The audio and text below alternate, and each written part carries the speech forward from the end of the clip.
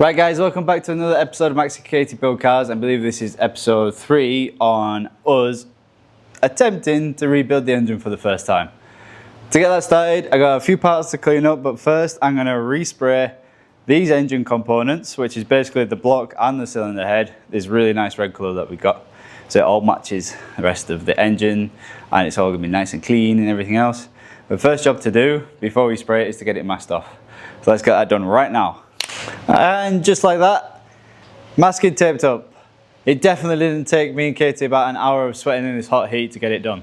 Now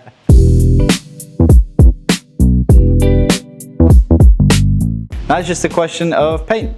So we've got this lovely Primo from Rust-Oleum, just because that's our local DIY shop. That's just what they have. It's caliper paint, but it's good for engines and all sorts, it says. Also will help against fading and rust. So there you go. Apparently it can go up to 900 Fahrenheit, which is about 450 degrees, I think. So it should be good enough. Anything that's red we're going to paint, anything that's not red we're going to try and not paint.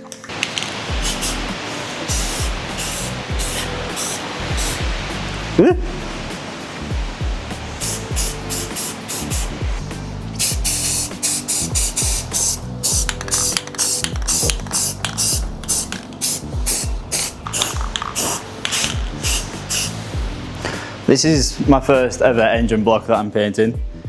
I'm not expecting miracles. I think this is pretty good stuff. It's been pretty good on everything we used so far. But once I take the masking tape off, I'm sure some will have overrun, but I will take the time to make sure it's all cleaned off and perfect before this engine goes back together. Now the front side. So when you are spray painting anything, the general advice is to try and get as even coat as possible, nice sweeping sprays and everything else. And all I'm going to say is I tried my best. Tried to get as much coverage across the engine block as possible, and when it was done, not only was the colour really attractive, but I was confident enough to say that I'm pretty happy with that. I'm happy with that. Cylinder head next, and I've not bothered masking the back off because I'm just not going to paint it, because obviously there's quite a lot of seals and stuff that need to go on the back. So to make sure that we don't ruin any of that, I'm just not going to bother painting it. So it's just this side, front side, and this side to do. Let's go. Using the exact same technique again, just going around the whole cylinder head, at least the 3 front sides, and making sure that I get a nice even covering. Now that both parts are done, you can see just how amazing that gorgeous red colour is. I can't wait to see it all complete. Make sure you stick around to the end of the episode where we'll be doing a grand reveal and peeling all this lovely masking tape off.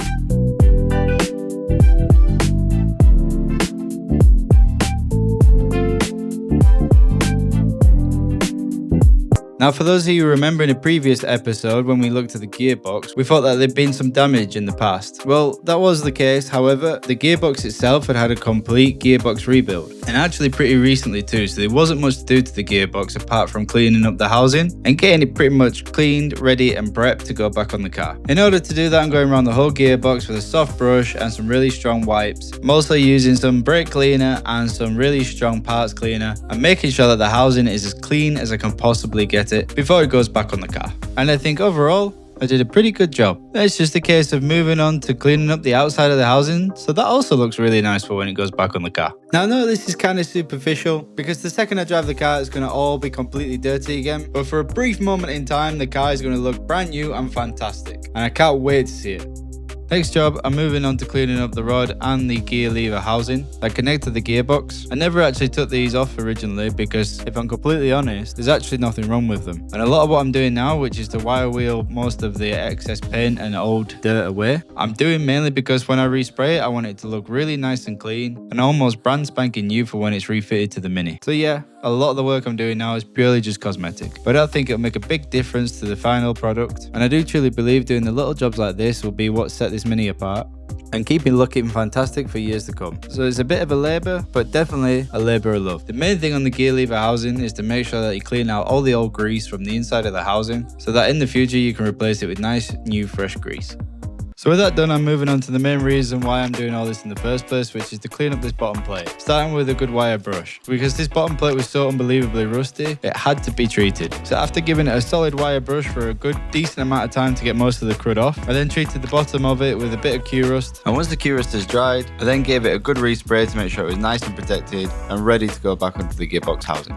So with that, this is fully painted and done now, and you'll see that there is a little bit of a ridge. That's basically the gate to stop the car going for reverse, so you need to make sure that goes on in the correct way underneath before you bolt it all together.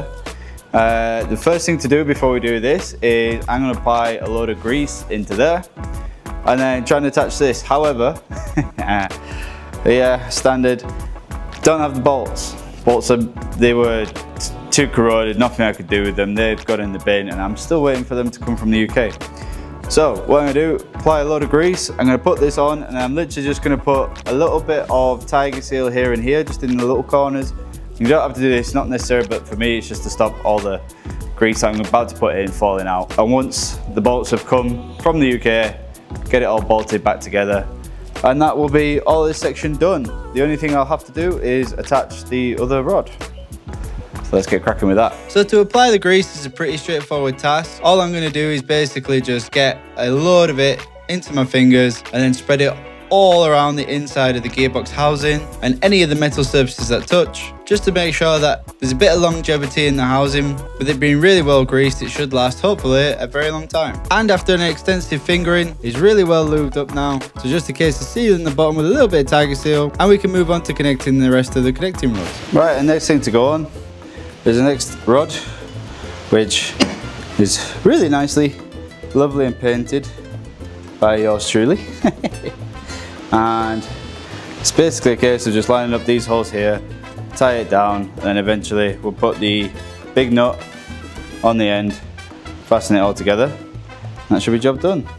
I just noticed that the washer's on the wrong side, so let me just sort that one out. As you can see, my Tiger Seal idea just isn't working, so what I'm going to do is clean that off.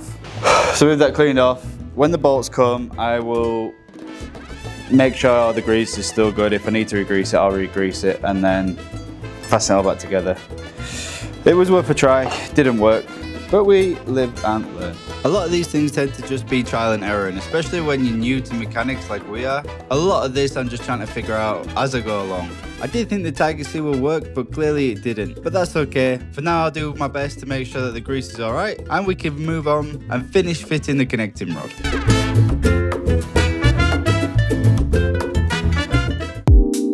It's proper outside.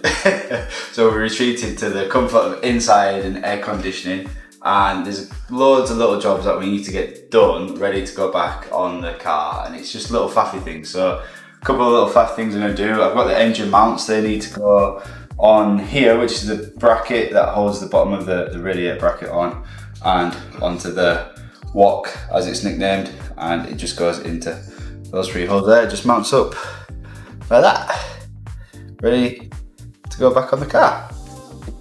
And then the other little faffy job is, this is our carburetor. I believe it's a HIF 38, but you'll see that we got the throttle linkage all mended up and repaired, which is super good. We've got a really nice butterfly motion now, really nice and smooth, and the top half is already being serviced because basically it was relatively new to the car and there wasn't much to do. The only thing to do on the top side is to refill it with the oil.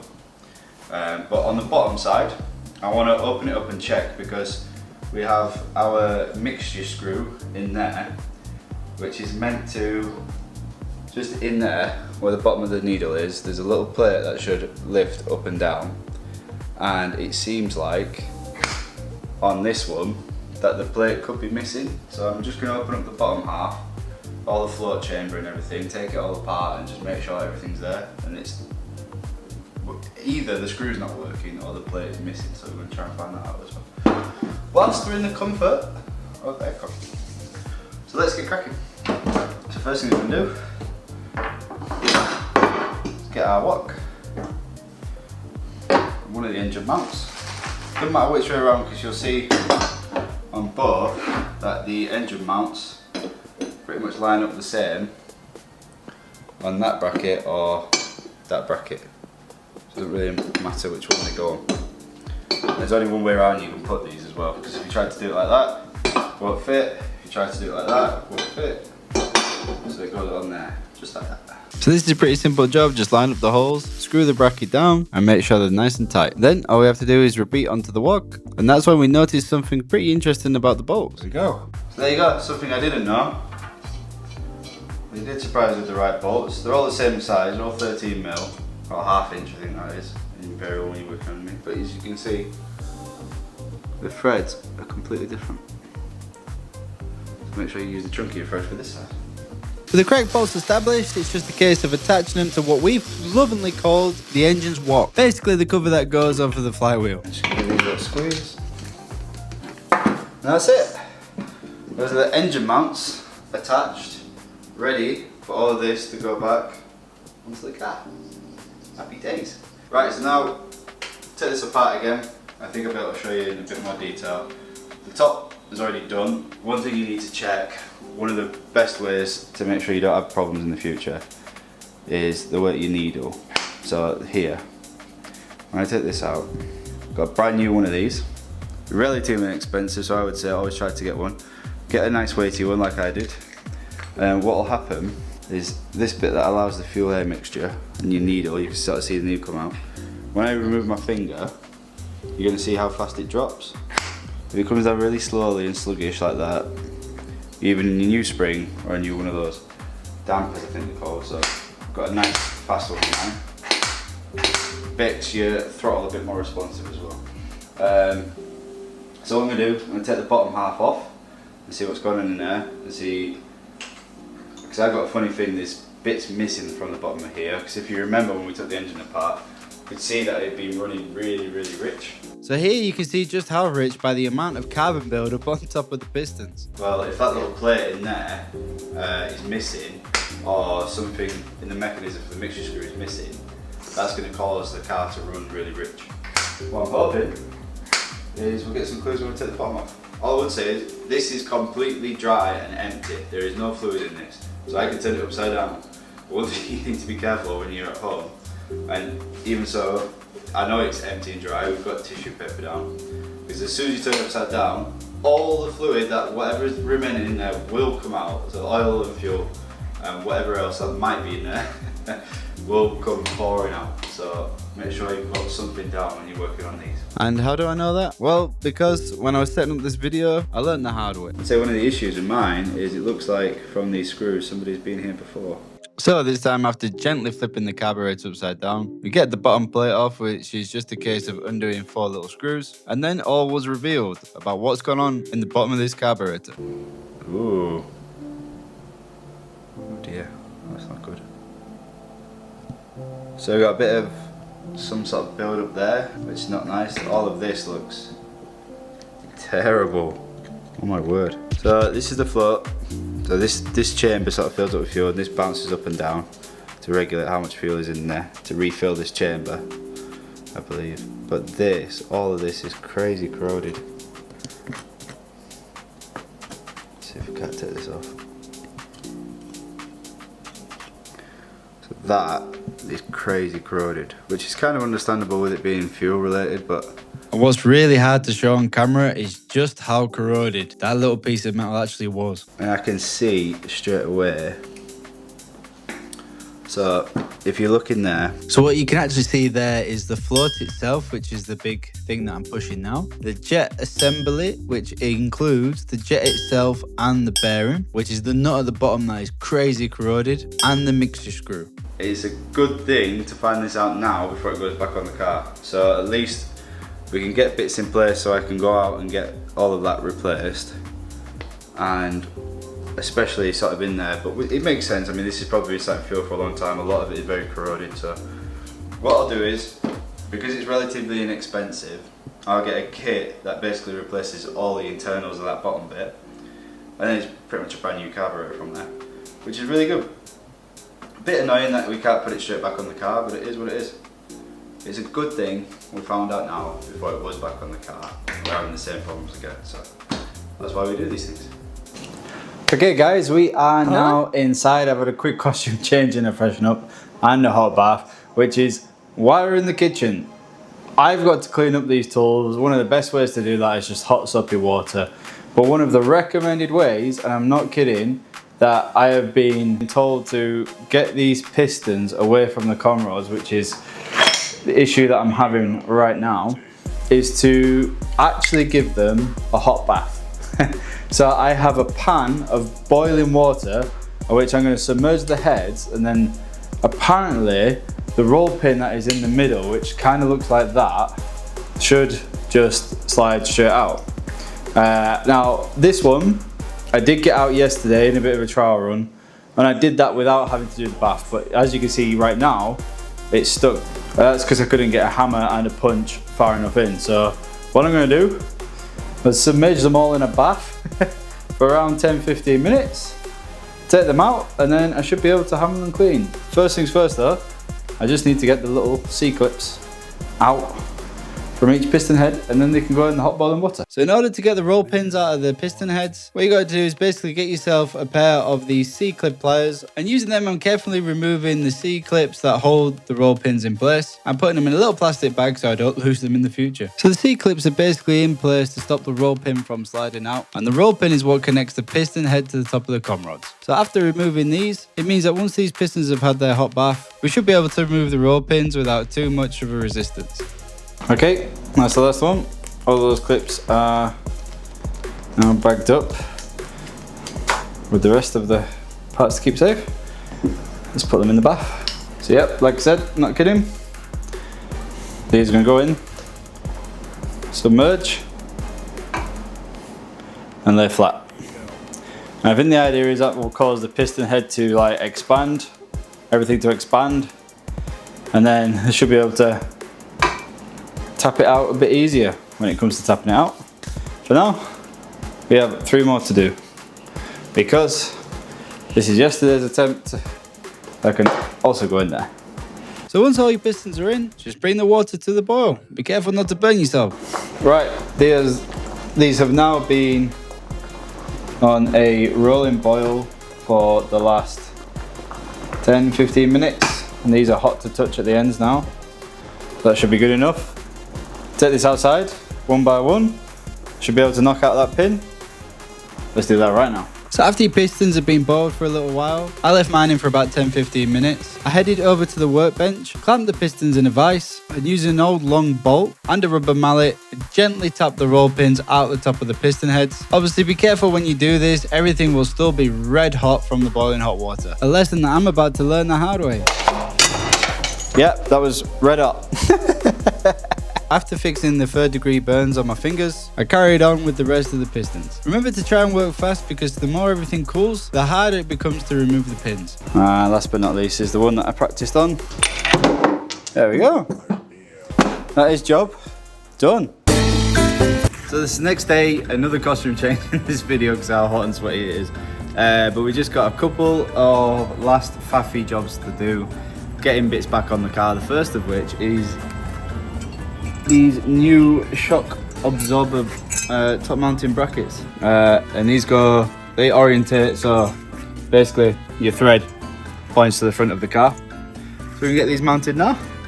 Should be a nice, easy, quick, fast job, hopefully. Let's see how this one goes. So the way this works, basically you've got 2 holes at the top of the bracket, 2 holes at the bottom of the bracket, and you get this little metal bar which is threaded. And then the idea is you put the nuts through at the top first, I think it is. We've got our crush washers, I think they're called, or lock washers, I can't remember now. They go in there, and then as you can see, they thread into the bar, just like that, and onto the car. So you can see the base of it will mount in there like that. Little plate on the back side, on the inside of the car, which is a bit of a pain because the bonnet's on now. Which I didn't do, the body shop put it on. I can take it off, but that seems like more fuss. So I'm going to try and prop it open with something and see if we can get my 4 arms, 5 arms around all the gaps. Let's see how this goes. Well, to be fair, in the end, it's actually quite easy to fit, thanks to one little thing the body shop had done. I've obviously decided to put them in for me. So it's all lined up, and they must have used them as a guide to line up the panels. That's all I can think of. But that's made my job 10 times easier. And I don't have to go finding any more of these, because I can use these now for the bottom holes of the bracket. So cheers, Body Shop. That's really helpful. Just getting them fitted seems to be the hardest bit. I need to borrow this and show you how my camera assistant is laying. I'm actually going to do the bottom one first to keep it square so I'm not fighting it so much. It's an easy job, it's just a little faffy. A little bit like, it takes ages to line up the holes because there's 4 of them. So what I'm doing is I'm putting 2 on one side in first, just loosely fastening them in place. Then we can do the little adjustments to get the brackets sat nice and square. And to be honest, what I'm thinking is to leave them a little bit loose and not bother torquing them up and tying them down too much. Wait until the front subframe's in. Once the front subframe's in, get the shock absorbers in, sort of in place, lined up and all the rest of it, and then really torque it down and make sure the fitment is bang on. I think it's one of those jobs, if you do it once and get it right, it'll be done forever then. And with all 4 screws going in pretty nice, overall this job wasn't really that difficult. So all I'm going to do is make sure that the bracket is set nice and square before tightening up all the little nuts. Once all the little nuts are nice and tight, it's a case of just moving on to the other side. I'm only doing them a little bit tight, just in case I need to adjust them again in the future. That tight. So those are the first one. Let's go fit the second one. Right, round 2. Iron out the brackets of the holes. Once again, a huge thank you to Chris from Bull-Motif at Bull-Motif Mini Spares. If you want yourself a set of these brackets, I'll leave a link down in the description below. On this side, I seem to have put in a metal bar at the bottom and the top for me. It's nice of them. So while I was fitting the brackets to the car, Max popped round to see what was going on and then did a job that I've been looking forward to for ages, which was to peel off the masking tape that was covering the VIN number for when they painted the car. So once the brackets were finished, as a punishment, I made him do most of the work for the rest of the video. Look at that. Yeah, boy! Oh, that's the front brackets on. Thanks again so much to Bull-Motif for supplying them. They look amazing on the car. I'll get some nice B-roll of them. So if you want yours, I'll put a link down in the description below. Next job, which Max behind the camera doesn't realise he's doing yet, is we got to fit the pedal box back. Oh, that bastard. But only loosely. We're just going to put them in loosely now, so I can move it around and manipulate it in the future. But yeah, let's get cracking with that one now. Hello? Should I get in? Yeah. Alright, at least I won't get a face full of dust. Not this time. Like last time. Well, no promises, you might. Wait, I'm in the car. I'm in my mum's car. Brum, brum. Alright. That. Ow.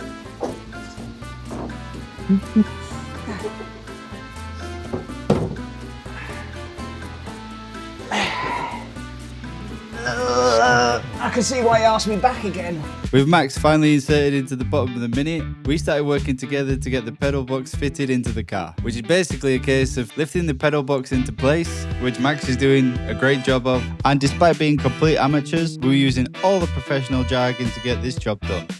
You just need to do twisty turny. Which way? Towards this way or this way? This way. Like that? Oh no, that one. Yeah. So this here will be the brake and our master clutch cylinder, and I'm just holding on with one bolt just so now Max can come out of the car. When we come to having to do probably bits of more things under there, I can loosen them off nice and easy to get the rest of the stuff in.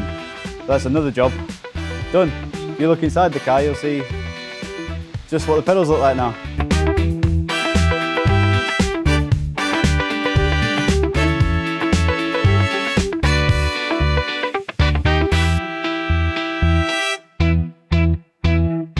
Right, quickly, just before we actually do end the video, these have just finished drying from the paint that we did at the beginning of the video. So let's check them out. Let's do a big grand reveal. These are all done. You can see they're nice and dry. The colour has set in really, really well. So it's like a really sort of old-fashioned burgundy red, which I think will really, really suit the inside of the engine. Let's get all this peeled off, and then don't worry if any paint is overrun, I will go around and clean it all off. Oh yeah, look at that. Nice. Yes. Yeah, look at that. Nice. And that is the cylinder head, all nice and freshly painted. Maybe just a little touch up needed there, but apart from that, that's pretty much spot on. Beautiful. Now the engine block. It's like Christmas Day but for car guys. Oh yeah, nice.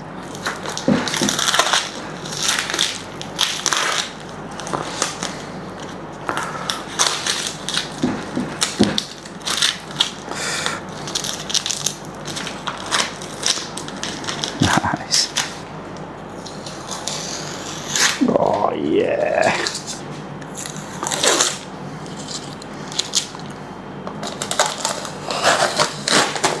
Oh, nice. Look at that. Oh, satisfying. So satisfying. Oh, oh, oh.